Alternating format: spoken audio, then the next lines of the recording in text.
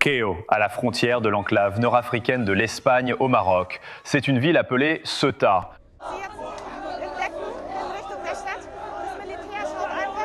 Mon père est parti. Je ne peux pas tout faire, il y a trop de monde à Ceuta. Non, non, non, non! Si vous vous souvenez de cette vidéo, la vidéo où l'on voit littéralement un Marocain armé aider ces personnes à sortir de leur camion, cela a soulevé beaucoup de questions. Le Premier ministre espagnol affirme que la prise de contrôle insensée de Ceuta est passée et qu'ils ont réussi à se débarrasser des migrants. Mais les scènes sur le terrain semblent un peu différentes. Je veux dire, est-ce qu'on dirait qu'ils se sont débarrassés de la plupart des gens? Parce que pour moi, ce n'est pas le cas. Et j'ai littéralement des dizaines et des dizaines et des dizaines de vidéos à vous montrer sur la folie de ce qui se passe. Plus important que de constater les faits, c'est une réelle invasion. Cette invasion, dont nous parlions et annoncions l'arrivée, est déjà présente depuis longtemps. Le fait que le gouvernement de gauche, ce type Sanchez, soit assis sur son piédestal, prétendant que tout est sous contrôle, alors que des femmes supplient qu'on les aide, et que lui publie des vidéos au hasard. Il y a des manifestations de masse dans la rue. Les gens en ont assez de ce gouvernement espagnol de gauche. Ce type qui a soutenu et cru à la liberté pour ses immigrés est maintenant confronté à la chose la plus compliquée qu'il ait jamais eu à gérer. Et j'espère que cela va le faire partir, parce que c'est dangereux, dérangé et insensé. Et cela a mis les femmes, toutes ces femmes en danger. Regardez ça. Nous ne pouvons pas appeler la police ou les autorités civiles. Impossible d'appeler la police ou la garde civile. Ils sont débordés. Nous avons besoin d'aide urgente. Honnêtement, c'est scandaleux. Je suis entourée. J'ai peur. Et comment ne pas avoir peur quand j'ai envie de pleurer? Ce n'est pas normal. C'est pas normal, honnêtement. Ce n'est pas normal. Nous avons besoin d'aide. Je veux dire, regarde les hommes derrière elle. Regarde les hommes derrière elle. Je tremble, vraiment, vraiment. Il faut le vivre soi-même. Il faut le vivre en tant que femme. Il faut le vivre. C'est une invasion. Ils ont commencé ainsi. Mais il y a les frontières avec l'Espagne et l'Europe. Aujourd'hui, c'était Melilla, demain les îles Canaries, puis Tarifa. Franchement, ce n'est pas normal. Elle n'est pas la seule à ressentir cela. Je veux dire, cette femme parle, et nous ne comprenons pas l'espagnol, enfin peut-être que certains d'entre vous le comprennent, mais elle dit ici, ils nous ont envahis. Nous sommes enfermés chez nous. Les supermarchés ont été pillés. Il n'y a plus de provisions. Il n'y a absolument rien. Ils essaient de s'introduire dans les maisons. Il n'y a personne pour nous protéger. Ils nous ont abandonnés. Pendant ce temps, évidemment, Sanchez dit simplement « C'est réglé les gars, de quoi parlez-vous? C'est réglé. » Je veux dire, regardez à quel point c'est bien réglé. Les scènes ici sont totalement chaotiques. Il y a une personne blessée, apparemment touchée, qui était allongée par terre en train de trembler. Est-ce que vous savez combien de plus de 60 personnes sont mortes? 60 personnes sont mortes, alors que plus de 40 000 personnes ont essayé d'envahir depuis le Maroc. Il semble de plus en plus probable que le Maroc était derrière tout cela. Mais honnêtement, peu importe. Il profite de la politique absurde des frontières ouvertes de l'Espagne. Mais les pillages, la destruction, les dégâts, je vais vous le montrer. Ces gens sont fous et ont pris le contrôle. Il n'est donc pas étonnant que l'Italie et d'autres pays européens paniquent et tentent de prendre des mesures. Nous y reviendrons dans un instant. Elle se dirige vers la ville. L'armée est simplement débordée. Nous ne Pouvez-vous pouvons aider pas tout Nick faire, Marmet car à il se y en faire a trop entendre? en même temps. D'accord, elle dit, regardez, il y en a des milliers. Ils marchent vers la ville et l'armée ne peut rien faire. Ils ne peuvent pas les arrêter. Mais l'armée, c'est pas qu'ils ne peuvent rien faire parce qu'ils sont dépassés. On leur a aussi donné certaines instructions sur ce qu'ils ont le droit ou non de faire. Et il faut l'entendre de la bouche du soldat. On va y venir dans un instant. Ce que les soldats partagent sur ce qu'ils ont le droit ou non de faire dans cette situation est insensé. Mais ils poignardent des gens dans les rues. Ils poignardent. Ils blessent des gens. C'est absolument terrifiant. Ils s'introduisent illégalement. Ils détruisent. La bonne nouvelle, cependant, c'est que les habitants de Ceuta, comme dans cette scène, ne se laissent pas faire. Ils ne vont pas se laisser faire et font tout un raffut. Vous ne viendrez pas détruire notre ville sans réaction. Nous agirons contre cela. Et quelque chose dans tout ça ressemble beaucoup à interpeller cet idiot de Sanchez. Je ne vais pas mentir, c'est une photo publiée par ce type, prise à 250 mètres de chez moi. J'ai 2 filles de 3 et 7 ans. J'ai dû accompagner ma femme et les enfants jusqu'au port. D'accord. Il y a un homme ici qui se promène avec, c'est quoi, une épée? Littéralement, une épée pendant cette infiltration. Je veux dire, regarde ça. Ce n'est pas ce que cherchent à faire de vrais demandeurs d'asile. Ils viennent juste pour détruire et intimider. Regarde ça. C'est fou, complètement dérangé. Voilà un autre type qui s'adresse aux foutus politiciens qui osent dire que tout est revenu à la normale. C'est à 3 minutes de chez moi et publié il y a 14 heures. Dis-moi, comment sortir sans craindre qu'il m'arrive quelque chose? D'accord, ouais, bon, tout est réglé, les gars. Tout est réglé, les gars. Vous inquiétez pas, tout est réglé, les gars. Mais c'est pas réglé, c'est l'effondrement total. Je veux dire, regardez ça. Vous vous souvenez du début? Je sais que ça fait quelques jours, mais ces images sont toujours là. Vous rappelez-vous ce qu'ils nous ont dit? Queo, à la frontière de l'enclave nord-africaine de l'Espagne au Maroc. C'est une ville appelée Ceuta. Vous voyez, des milliers de C'est Souta, pas Kuta? C'est embarrassant. franchissent la clôture et submergent la police des frontières. Leurs vidéos montrent de grands groupes, surtout de jeunes hommes en âge de servir, s'entassant dans des bouées ou atteignant la rive autrement. Certains attendent dans l'eau en forçant les barrières pour passer. Sandra, cela rappelle ce que nous avons vu sous la politique de frontières ouvertes de l'administration Biden. Je veux dire, tu sais que pendant l'administration Biden, ils ont autorisé un nombre similaire de personnes à entrer chaque jour aux États-Unis.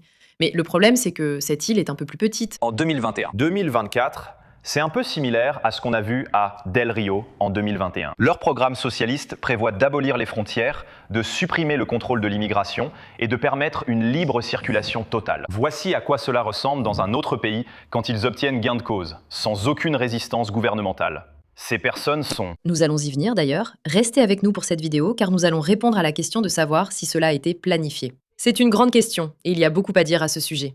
Mais pour l'instant, regardez ça, c'est fou. Les gens agissent par eux-mêmes. Les habitants de Ceuta ou Ceuta, peu importe. Je n'arrive pas à croire ces images. C'est une vraie invasion. C'est de la destruction. Leurs villes ont été détruites. Regardez ça. Mais qu'est-ce que c'est que ça? Détruit. Ils ont détruit. Ils ont détruit. Et honnêtement, après avoir vu ça, je ne vois pas comment quelqu'un pourrait ne pas considérer ça comme une invasion. Je ne comprends pas comment on ne peut pas comprendre. Mais il s'avère que beaucoup de gens en Espagne, je veux dire, regardez ça. Beaucoup de gens en Espagne sont d'accord avec nous pour dire qu'il y a quelque chose qui ne va pas ici et que peut-être, potentiellement, Sanchez doit partir. Je veux dire, écoutez simplement ça. Écoutez ce qu'ils disent. Donc ce sont toutes des personnes qui manifestent contre Sanchez et qui exigent sa démission après tout ce que nous venons de voir. Et comme je l'ai dit, l'Espagne est littéralement debout. Il y a un rassemblement en ce moment pour essayer de résister à cette invasion flagrante à Ceuta. Et les gens sont dans les rues à réclamer la démission de Sanchez. Des personnes fortes se défendent et essayent de faire la différence lors d'un rassemblement. L'Espagne reste l'Espagne. Ce ne doit pas être une prise de contrôle. Ça ne s'annonce pas bien pour Sanchez.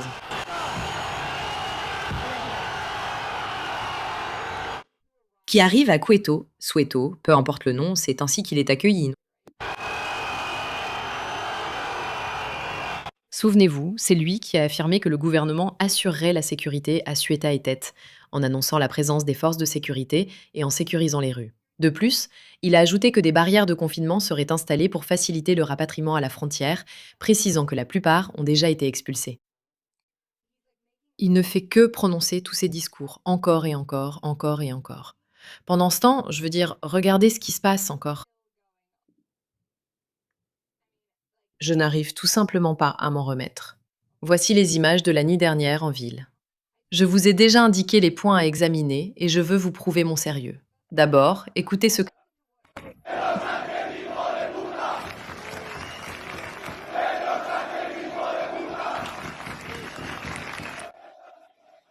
Il lance un sandwich ici pour faire du bruit. Ils ne sont clairement pas contents de lui. Ils crient et l'insultent, comme en disant « hijo de puta ».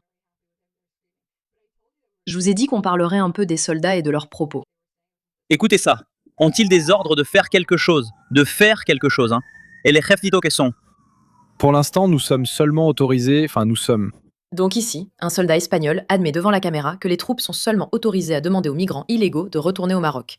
Ils peuvent leur demander, ils n'ont pas besoin de les forcer. Ils n'ont rien d'autre à faire, ils doivent juste leur demander s'ils veulent partir, n'est-ce pas? Tu te demandes, mais c'est quoi ce délire? À quoi sert une armée qui doit demander aux gens? Des gens ordinaires peuvent aussi le leur demander. Il n'y a aucun intérêt à une armée qui se contente de demander. Je ne comprends pas tout, donc je ne peux pas confirmer si c'est vraiment un poste, mais il a du succès et vient d'une source assez légitime. Ils indiquent la direction de la frontière. Bref, et donc maintenant, en réponse à ça, parce que les gens sont très en colère contre Pedro Sanchez, je veux dire, juste pour montrer à quel point ce type est à côté de la plaque, regarde ce qu'il a publié aujourd'hui. Cet été, j'ai préparé une playlist avec quelques-unes des chansons que j'écoute. Oui, Tu le regardes partager avec toi sa playlist TikTok parce que tu sais, c'est vraiment le moment idéal pour partager sa musique préférée de l'année. Alors que tout le pays est littéralement en colère à cause de la folie de ce qu'il fait. Et bien sûr, nous avons ceci. 2 janvier 2026, lorsque Elon Musk l'a interpellé à propos de ses politiques migratoires. Certains disent que nous sommes allés trop loin. que nous allons à contre-courant. Mais j'aimerais vous demander, quand la reconnaissance des droits est-elle devenue quelque chose de radical? Quand ces droits concernent des personnes qui essaient de s'infiltrer, d'envahir et de prendre le contrôle de votre ville, littéralement, sans aucune exagération, n'est-ce pas? Alors, qu'est-ce qui finit par se passer? Dans l'Union européenne, beaucoup de gens, notamment en Italie, disent « Écoutez, nous ne sommes pas intéressés mais inquiets de la situation. Nous voulons renforcer nos frontières et contrôler davantage les personnes venant d'Espagne, car nous estimons que ces personnes ne devraient pas entrer dans notre pays si elles sont passées par l'Espagne, puisque l'Espagne les laisse simplement entrer. » Quoi qu'il en soit, l'Espagne n'est pas très contente de cela.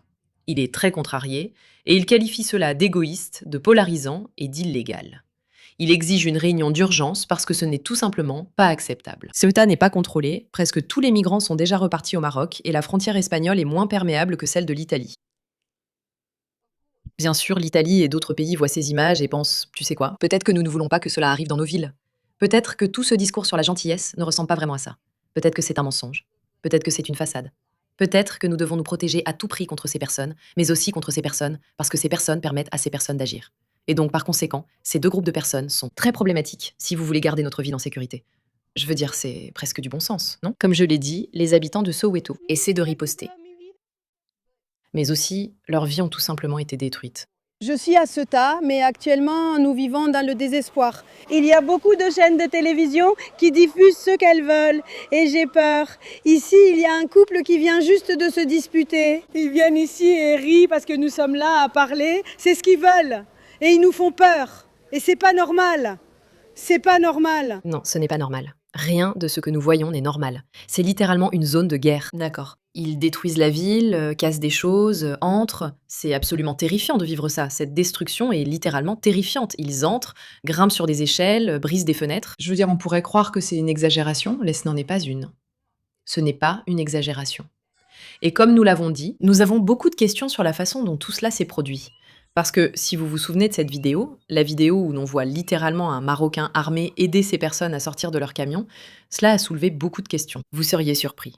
Les gens se demandent « Attendez une seconde, qu'est-ce qui se passe ?» Et nous avons peut-être quelques réponses pour vous, d'accord? Juste quelques-unes. Soyez patients, soyez patients, soyez patients.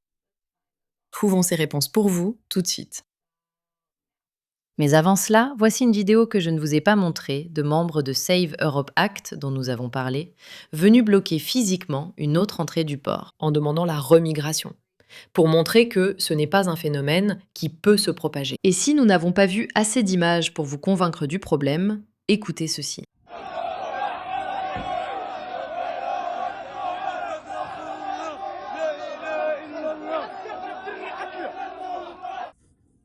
Regardez toutes ces personnes qui sont parties. Il n'y a plus de danger maintenant.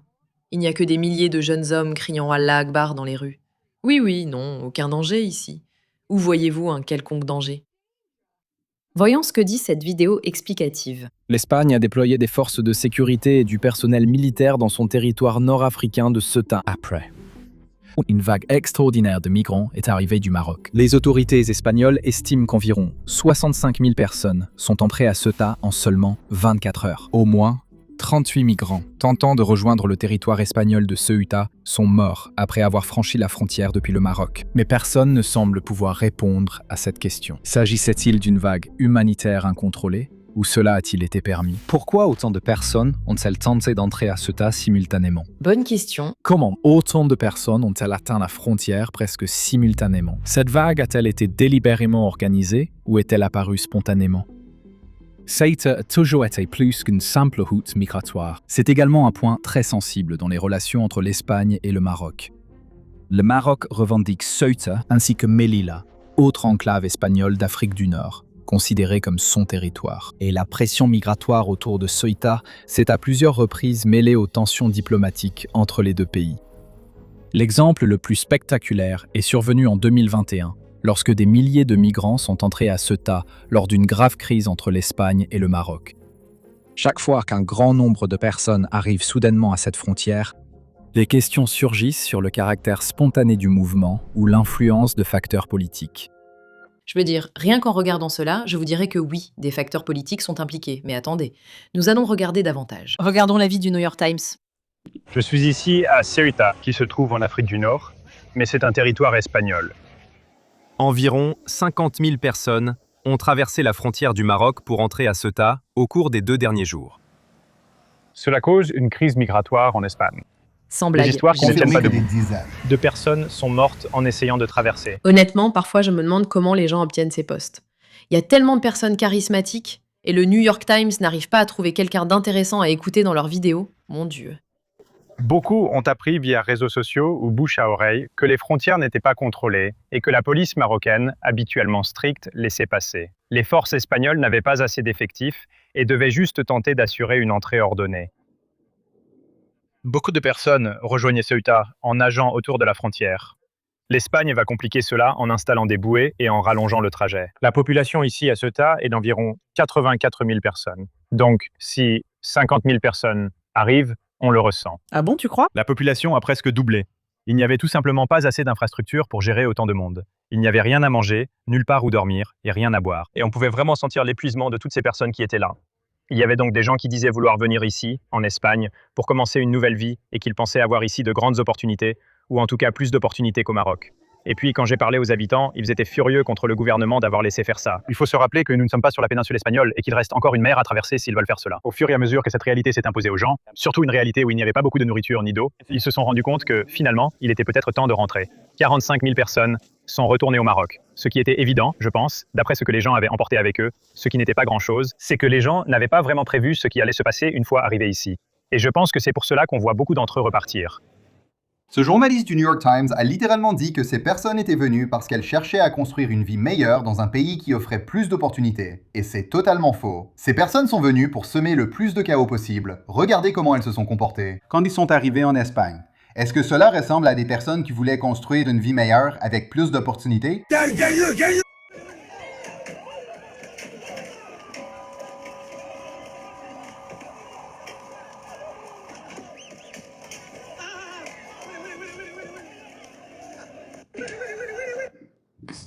Je veux dire, tu viens de voir ça. Est-ce que ça te ressemble à des gens qui sont venus chercher une opportunité ou est-ce que ça ressemble à quelqu'un qui est venu pour semer le chaos? Je veux dire, les médias traditionnels pensent vraiment qu'on est des idiots. Ils pensent vraiment qu'on est des idiots. Et c'est pour ça que ce genre de reportage est épuisant, ennuyeux et agaçant. Tu ne l'as quand même pas de poser des questions sur le fait que soudainement, ces policiers, qui sont habituellement très stricts à propos des frontières, disent simplement « allez-y, traversez ». Qu'est-ce que tu veux dire par là? C'est ça la vraie histoire. C'est la question que tout le monde devrait poser et à laquelle il faut répondre. Genre, mais qu'est-ce qui se passe? Pourquoi le Maroc enverrait-il toutes ces personnes de l'autre côté? C'est la question que tout le monde se pose. Comment une invasion pareille peut-elle arriver? Comment Sanchez pense-t-il encore pouvoir la défendre? Comment est-il toujours au pouvoir? Et comment le Maroc pousse-t-il tout ça sans que personne ne le mette en cause? Franchement, est-ce qu'on a l'air stupide? Merci de votre attention à ce sujet.